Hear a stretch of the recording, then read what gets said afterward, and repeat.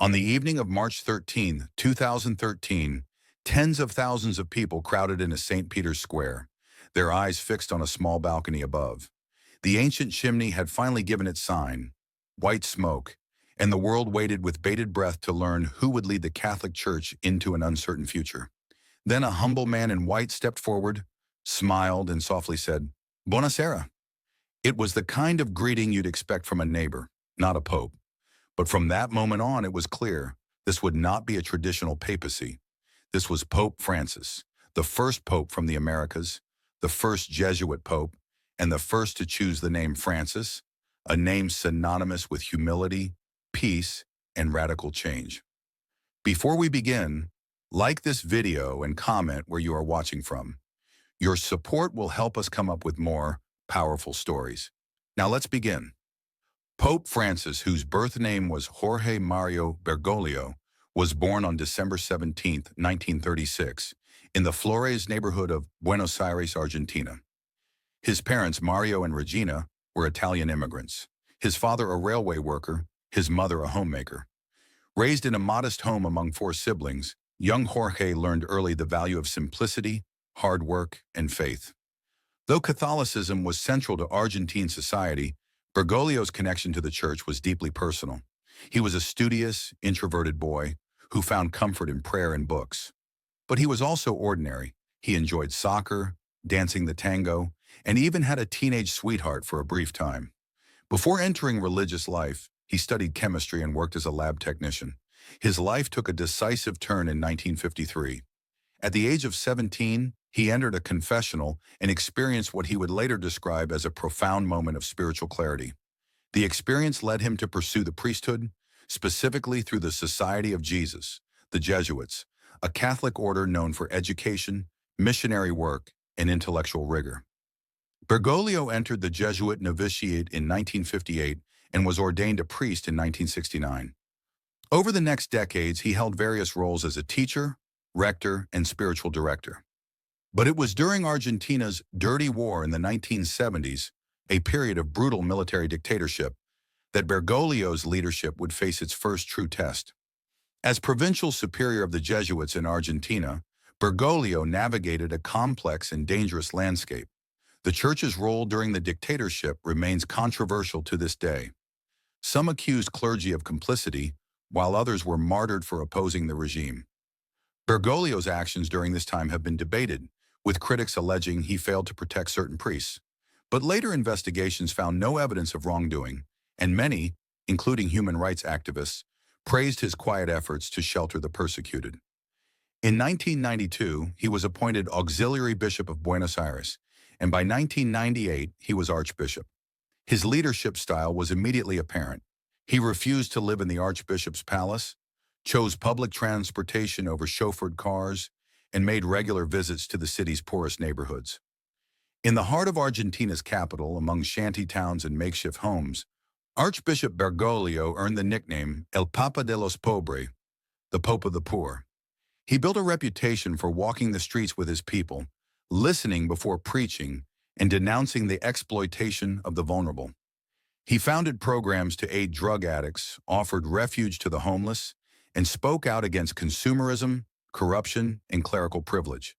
While many in the church hierarchy were growing distant from the laity, Bergoglio was doing the opposite, getting his shoes dirty in the mud of marginalized communities.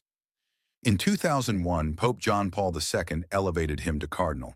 Yet even with this high honor, Bergoglio remained an outsider in Vatican circles.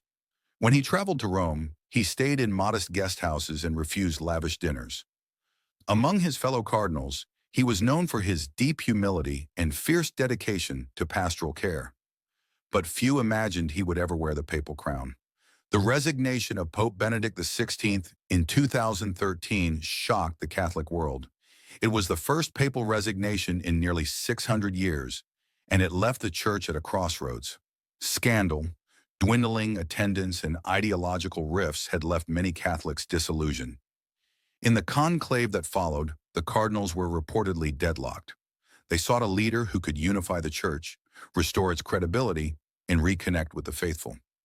On the fifth ballot, the votes turned to Cardinal Bergoglio. He chose the name Francis, a reference to sign. Francis of Assisi, the saint known for embracing poverty, rejecting wealth, and living among the lepers. It was a bold signal. This papacy would be different. From his first moments as pope, Francis broke tradition. He declined the ornate papal garments, wore a simple white cassock, and chose a silver cross over gold. He paid his own hotel bill and moved into the Vatican guest house instead of the apostolic palace. His message was clear. The church must be close to the people, not above them. In his first major interview, Francis uttered the now famous words, "Who am I to judge?" in reference to LGBTQ+ Catholics. The phrase echoed across the globe and signaled a shift in tone, even if church doctrine remained unchanged. He launched investigations into financial corruption at the Vatican Bank, streamlined the bureaucracy, and pushed for transparency. He emphasized mercy over judgment, listening over lecturing.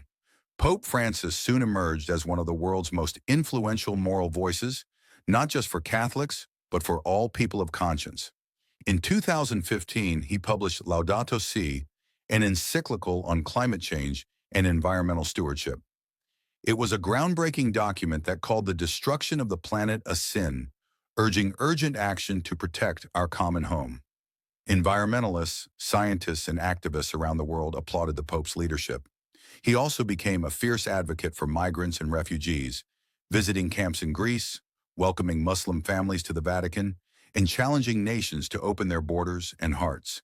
His criticisms of global capitalism, what he called the economy that kills, resonated with those disillusioned by economic inequality. He condemned human trafficking, arms dealing, and the exploitation of workers. Not everyone welcomed his reforms. Conservative factions within the church pushed back, accusing him of diluting doctrine and sowing confusion. His efforts to give local bishops more authority, his openness to divorced and remarried Catholics, and his inclusive language stirred controversy. Anonymous letters criticizing his leadership circulated among cardinals. Perhaps the greatest challenge of his papacy, however, has been the ongoing sexual abuse crisis. While he created new structures for accountability, survivors and advocates have criticized the Vatican's slow pace and lack of transparency. Yet Francis continued to push forward. He often spoke of the church as a field hospital after battle, emphasizing compassion, accompaniment, and healing. During the COVID-19 pandemic, Pope Francis became a symbol of global solidarity. In one haunting image, he stood alone in the rain-soaked square of St. Peter's Basilica, offering a blessing to an empty world. He emphasized vaccines as a moral obligation, called for equitable distribution to poor countries, and mourned the dead as not numbers but faces.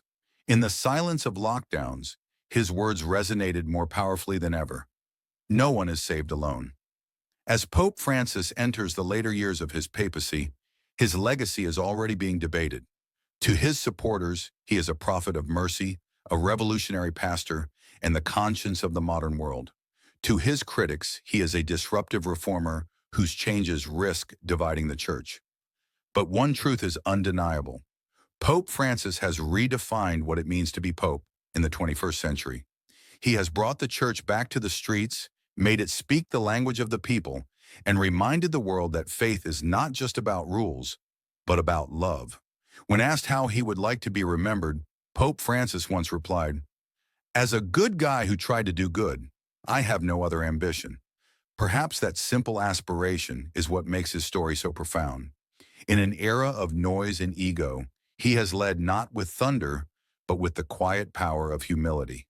He rides in a modest car. He lives in a modest room. But from these simple choices has emerged a papacy that speaks with extraordinary moral authority. In the end, Pope Francis has not just guided the Catholic Church. He has challenged the world to walk with the poor, protect the planet, forgive without measure, and love without condition. And that, more than anything else, may be the greatest legacy of the people's Pope.